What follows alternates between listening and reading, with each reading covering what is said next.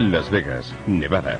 La ciudad de los casinos, la ciudad de las 1000 luces y, como no todos saben, última frontera antes de un mundo lleno de secretos militares. Aquí comenzamos nuestra investigación, justo en el centro del misterio, ya que al otro lado de las montañas, al norte de Las Vegas, se extiende la base experimental de Nevada. Un mundo aparte rodeado por los confines más vigilados de la Tierra desde los tiempos del telón de acero. Aquí se trabaja sobre los ingenios nucleares, aquí se ocultó a nuestros ojos el stealth, y aquí se prueban aeromóviles aún más arriesgados.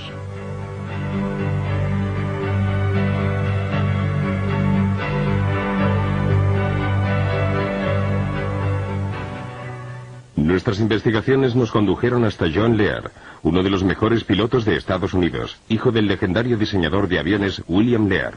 John cuenta en su haber con más de 16.000 horas de vuelo con 360 tipos de aviones, en más de 50 países. Ha establecido 17 récords del mundo de velocidad. Es el único piloto que posee todos los títulos y certificados de vuelo que extiende el Organismo Federal Aeronáutico. Después de la Guerra de Vietnam, desarrolló funciones en todo el mundo para la CIA y otros organismos gubernamentales, y realizó asimismo vuelos experimentales para la Marina y la Aeronáutica. Hasta 1951, el Área 51 se utilizó fundamentalmente como base de instrucción de la Marina. Luego la Lockheed, junto con la CIA, la transformó en una base experimental secreta para efectuar las pruebas sobre los aviones espía U-2. En los años 1959, 60 y 61 se realizaron experimentos con los SR-71. Era la zona ideal para las pruebas con maquinaria y aviones secretos, porque estaba muy aislada, con los lados rodeados por las montañas. En definitiva, estaba en medio de la nada. Es decir, garantizaba el nivel de seguridad que requería. En 1960 se empezaron a llevar a cabo pruebas no solo sobre aviones, sino también sobre equipos, maquinaria y todo tipo de proyectos reservados. Según mis investigaciones, en 1972 se produjo un vacío total de información y datos que duró 18 meses. Nadie sabe qué ocurrió entre el verano de 1982 y entre el verano de 1972 y enero de 1974. No existen datos de ningún tipo. He hablado con los encargados de seguridad. No tienen ni idea de lo que pudo ocurrir ahí dentro. Y yo tampoco. Y no puedo hacer conjeturas porque el proyecto referente a los platillos volantes, al menos según la información que he reunido, el proyecto denominado Red Light comenzó en 1960. Habían tratado de poner en vuelo 2 o 3 naves, pero se produjo un accidente gravísimo, de modo que las operaciones quedaron interrumpidas durante varios años. Los vuelos de prueba se reanudaron posteriormente, creo que alrededor de 1980-81, siempre en esa zona. Puedo decirlo casi con certeza porque en ese periodo aumentaron drásticamente las medidas de seguridad. Al sur de Groom Lake, en el ángulo nororiental del centro experimental del desierto de Nevada, se encuentra el Papoose Lake, que es un lago salado donde hay una zona de alto secreto denominada Área S4, y creo que probablemente es allí donde se llevan a cabo los experimentos con platillos volantes. Entre mis diversas fuentes de información, la principal ha sido Bob Lazar, el cual trabajó sobre uno de los 9 platillos volantes allí custodiados. Aterrizamos en Groom Lake. Allí tomé un autobús hacia... no estoy seguro de la distancia, pero unos 25 kilómetros al sur, hasta una zona donde hay un lago salado llamado Papoose Lake.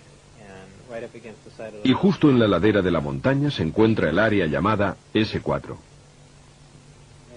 ¿Qué sintió cuando entró allí por primera vez? Parecía todo muy militar, no un ambiente científico. Había muchos controles, con niveles máximos de seguridad. Se fuera donde se fuera, había que ir acompañado de un guardia armado, incluso al cuarto de baño. Todas las puertas se abrían y se cerraban con una identificación magnética personal. Era un ambiente muy opresivo. ¿Cuántas veces tuvo que entrar en esa zona antes de poder ver el vehículo volador? Creo que 2 o 3. Quizá 2 días antes de poder verlo. ¿Qué sintió la primera vez que vio el objeto? ¿Qué sentí? Bueno,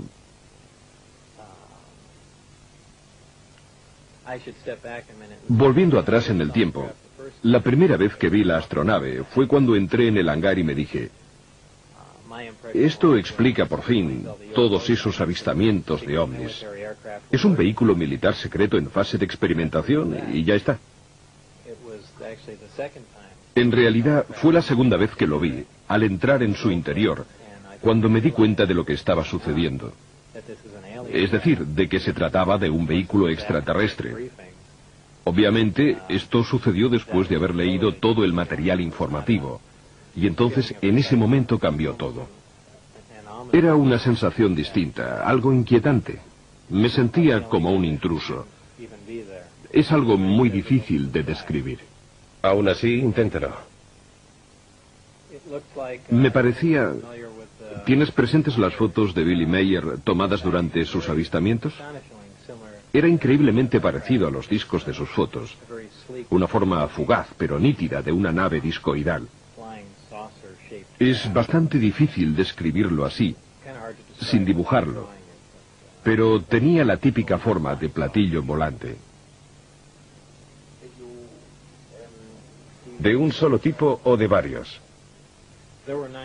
En total había 9 platillos. Pero yo trabajé en ingeniería inversa solo con un objeto. Estaban en hangares separados y en cualquier caso eran todos visiblemente distintos. ¿Le dijeron alguna vez cómo habían sido recuperados por el cuerpo de inteligencia de la Marina? No, en absoluto. La gente ha sugerido varias hipótesis, que habían sido derribados o que habían caído, pero no parecían dañados y por consiguiente tengo serias dudas sobre dichas hipótesis. ¿Nos puede describir el interior? Es muy simple. Existe un solo color dominante, un gris peltre. El exterior es también de este mismo color. No tiene aristas. En el interior, todo el equipamiento tiene una forma redondeada, incluso los asientos y los espacios para los amplificadores. Es como si hubiesen sido fundidos y luego modelados con estas formas curvilíneas, incluso las uniones entre las paredes y el pavimento. El interior es esencial, muy abierto. El uso del espacio no parece en absoluto funcional. Hay 3 puentes. El más bajo alberga los amplificadores montados sobre bases móviles. En el puente central, desde donde se accede al interior de la nave, están los asientos y los amplificadores. Y luego está el puente superior, un sector limitado al que yo no tenía acceso, no sé qué podía haber allí. ¿En su opinión el vehículo era extraterrestre? Absolutamente sí, extraterrestre, no hay duda. ¿Por qué? En primer lugar, el objeto del proyecto era analizar la nave. Si se hubiera tratado de un aparato de Estados Unidos, no habríamos perdido tiempo en tratar de entender cómo lo habíamos construido. En segundo lugar, por las dimensiones del equipamiento interno, por el tamaño de los asientos y por los materiales utilizados, absolutamente desconocidos para nosotros.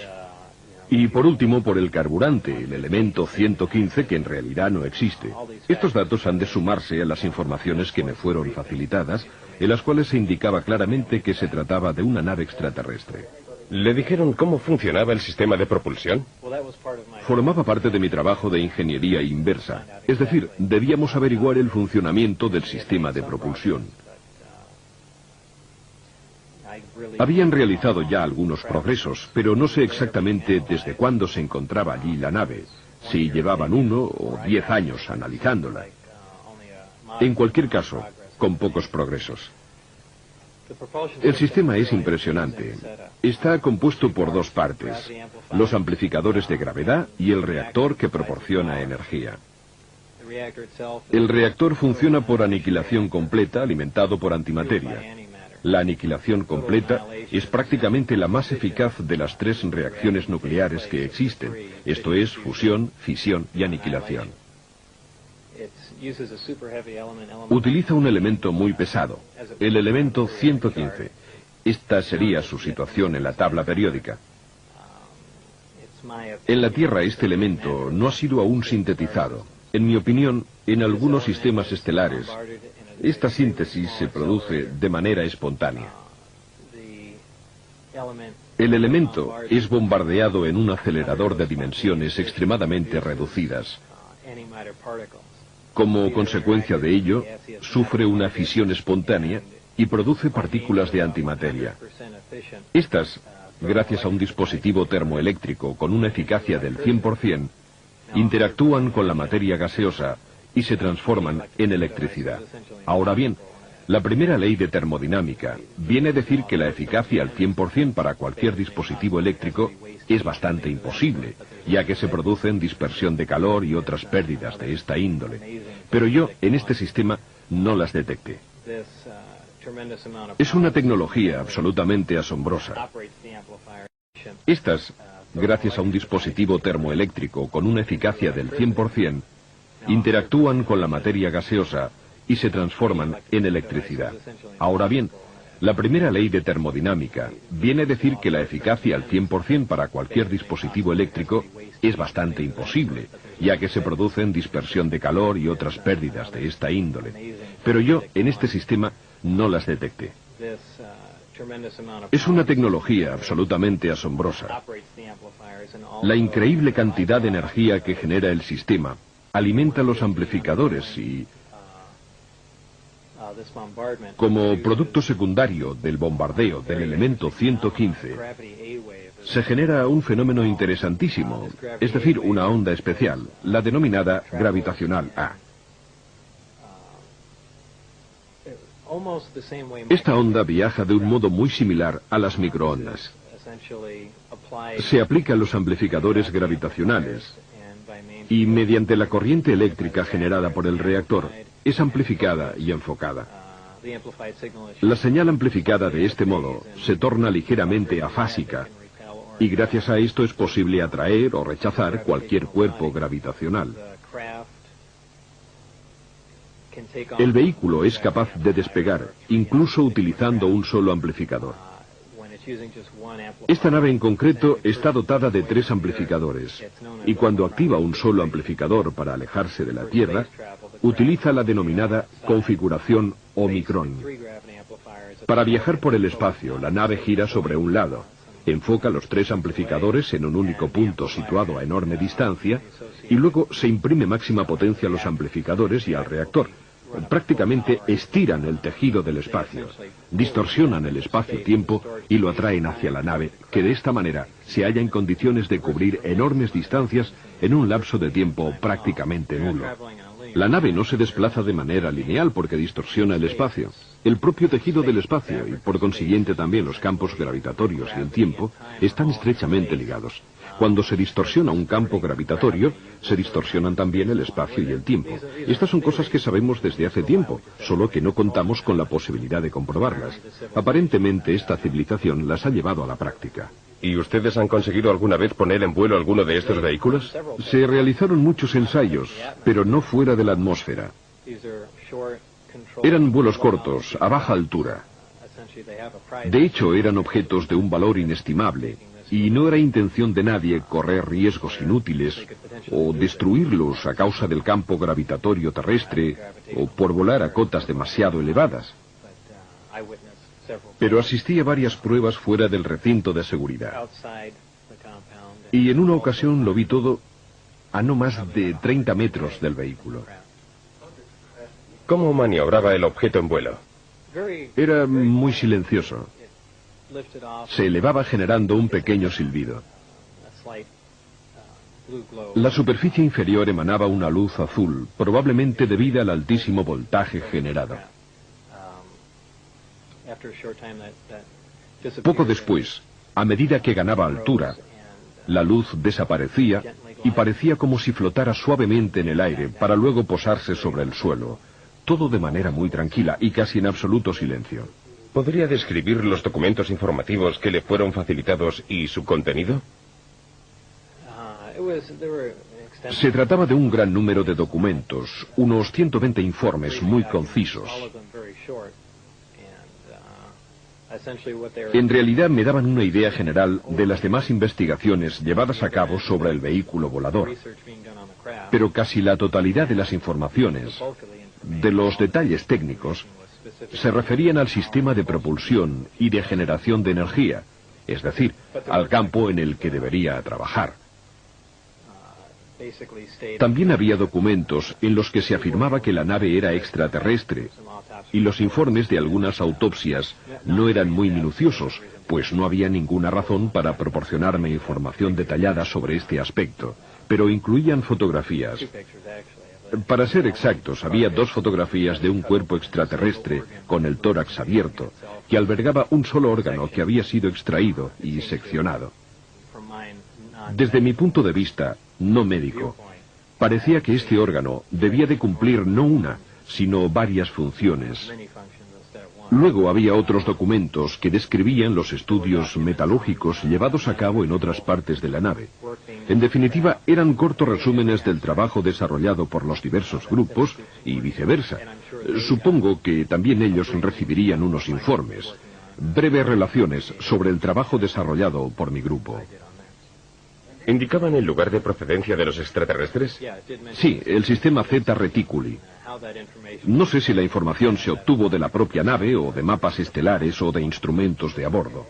¿Había información sobre esta civilización, sobre su historia o sobre contactos anteriores con el género humano? No exactamente. En ningún sitio podía leerse "fue así".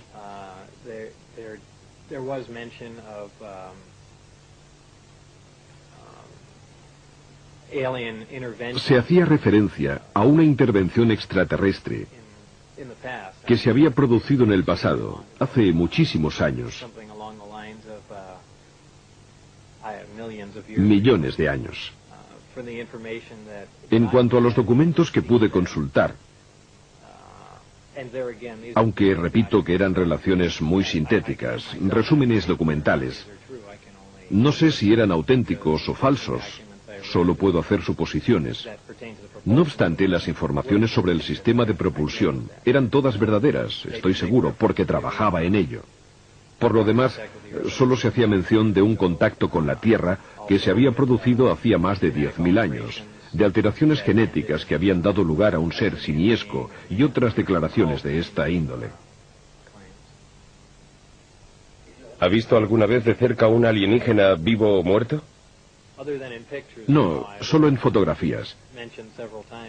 En varias ocasiones he declarado que al cruzar una determinada zona, miré por una ventana y vi algo pequeño, pero no digo que fuera el cuerpo de un extraterrestre.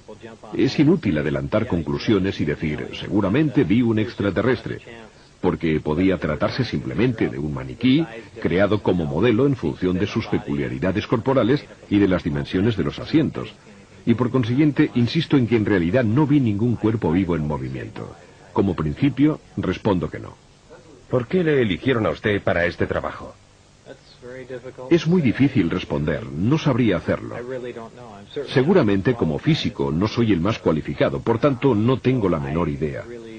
Por otro lado, puede ser que se sintieran frustrados, porque no conseguían dar más pasos adelante. Hacía ya mucho tiempo que no lograban avanzar en sus investigaciones. O quizá quisieran una persona nueva, alguien que pudiera ver las cosas de forma distinta. Y por otra parte, yo tengo fama de ser así. ¿Por qué decidió divulgar estas informaciones? ¿Cuándo? ¿Por qué? Resulta difícil responder. Hay varias razones. Por ejemplo, por las presiones que he sufrido. O por mi seguridad personal. Y también porque es injusto que sobre estas informaciones se mantenga una cerrada reserva. Después de que usted hiciera públicos estos datos, ¿han tratado de cerrarle la boca? De todas las formas posibles. Me dispararon al entrar en la autopista aquí, en Las Vegas. Algunos amigos míos han sido amenazados. Han perdido el puesto de trabajo. Ha sucedido de todo. Hemos descubierto que en los institutos donde decía que había estudiado no quedaba ni rastro de su presencia. Las empresas para las cuales decía haber trabajado anteriormente negaban que lo hubiera hecho, y en particular el Laboratorio Nacional de Los Álamos, que era el punto crucial sobre el cual se fundaba toda su credibilidad. Pensamos, si conseguimos probar que trabajó allí, querrá decir que en algún sitio debió de estudiar, porque allí no aceptan al primero que llega. Y si había trabajado en el Laboratorio Nacional de Los Álamos, en algún proyecto secreto, era posible que fuera aceptado para trabajar en algún otro programa secreto, como por ejemplo el S-4 en Papoose Lake. Sin embargo, en el Laboratorio de Los Álamos seguían negando que Bob hubiese trabajado alguna vez para ellos, y su obstruccionismo era total. No respondían a nuestras llamadas telefónicas ni a nuestras cartas. Era como si quisieran impedirnos que siguiéramos adelante. Al final, en cualquier caso, conseguimos reunir algunos indicios que probaban que Bob había trabajado allí. Por ejemplo, los boletines internos del laboratorio lo incluían como físico. La guía telefónica interna indicaba que era un empleado del laboratorio. Hemos hablado con varias personas que trabajaron allí con él y nos han confirmado que Bob intervino en proyectos clasificados, que era un físico que estuvo allí. ¿Qué os convenció de que el azar decía la verdad? No estoy seguro al 100% de que todo lo que nos ha contado sea verdad, ya que como periodista debo siempre ser escéptico, al menos en parte, pero se me ocurren un par de cosas. Primero, que Bob siempre ha contado la misma historia, la que me contó a propósito de su experiencia en el centro S4 en nuestro primer encuentro, y es la misma historia que sigue contando todavía hoy. Lo más importante es que Bob ha tenido problemas judiciales y para muchas personas esto ha significado perder completamente su credibilidad, mientras que el tribunal no ha cambiado ni una coma de la versión de Bob. Y solo cuando los magistrados trataron inútilmente de comprobar su currículum, solo entonces se decidieron a condenarlo. Bien, mi respuesta al tribunal fue: bienvenidos al club. Tampoco vosotros lo habéis conseguido. Bob se jugaba al menos 60 años de cárcel si no contaba en los tribunales la verdad sobre su currículum, y la versión que dio era idéntica a la de la primera vez, y es la misma de hoy en día.